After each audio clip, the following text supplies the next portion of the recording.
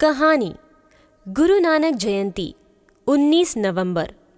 बच्चों, 19 नवंबर यानी कार्तिक पूर्णिमा को है सिख धर्म के संस्थापक गुरु नानक देव जी की जयंती। गुरु नानक देव जी का जन्म दिवस गुरु पर्व या प्रकाश पर्व के रूप में भी मनाया जाता है। गुरु नानक देव जी जैसे महापुरुष का प्रभु प्रेम, उनका पूरा जीवन मानव जाति के लिए अनुकरणीय है। बच्चों, हमारी आज की कहानी आधारित है गुरु नानक जी और उनके एक शिष्य चंदू बढ़ई पर, जिन्होंने खुद तो गुरु की पूर्ण कृपा प्राप्त की, साथ ही अपने सानिध्य में आने वालों को भी गुरु कृपा का प्रसाद चखाया। कथा प्रसंग। एक बार एक निर्धन व्यक्ति नानक जी के पास आकर बोला, महाराज, क्या मुझे कोई अच्छा गुरु मिलेगा? नानक जी, हाँ, मिल जाएगा। कौन है? चंदू बढ़ई। तुम उसके पास जाओ, वो बताएगा। वो व्यक्ति चंदू बढ़ई के पास गया तो चंदू बढ़ई अर्थी बना रहा था। उस व्यक्ति ने पूछा, आप ये अर्थी किसके लिए बना रहे हैं? चंदू बढ़ई, मेरा बेटा मर गया है, उसके लिए बना रहा हूं। व्यक्ति, गुरु नानक जी तो आपकी प्रशंसा कर रहे थे, आपका बेटा कैसे मर गया? चंदू बढ़ई, गुरु साहब की यही इच्छा थी। गुरु साहब की ऐसी कैसी इच्छा? जो गुरु साहब की इच्छा होगी वही होगा, इसमें क्या है? आप तो गुरु को इतना मानते हैं, फिर भी आपका लड़का दुर्घटना में उस पर रथ का पहिया चढ़ गया और वो मर गया। आप तो इस तरह कह रहे हैं जैसे किसी पराये का बेटा मरा हो। पराया और अपना, ये सब मन की कल्पना है। तुम पूछना क्या चाहते हो ये बताओ। अब मैं क्या पूछूं? आप ही बता दीजिए। और तो मैं क्या बताऊं? तुम्हें 8 दिन में फांसी लगने वाली है। ये आप क्या कह रहे हैं?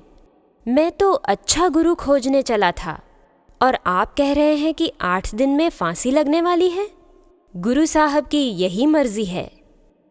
गुरु की मर्जी से 8 दिन में मुझे फांसी लग जाएगी? हाँ, मैं नहीं मरूंगा।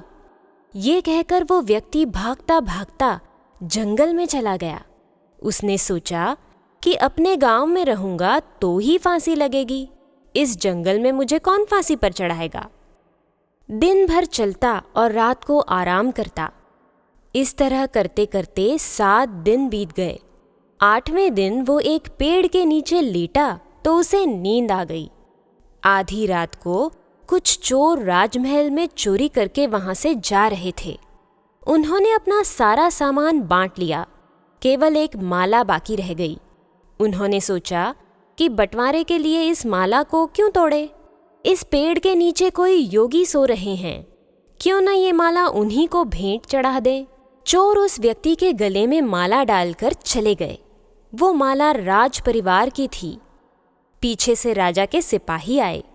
राजा की मोतियों की माला देखकर सिपाहियों ने उसे ही चोर समझकर पकड़ लिया और राजा के पास ले जाकर कहा, सारा माल इसी के पास है, किंतु ये बताता नहीं है।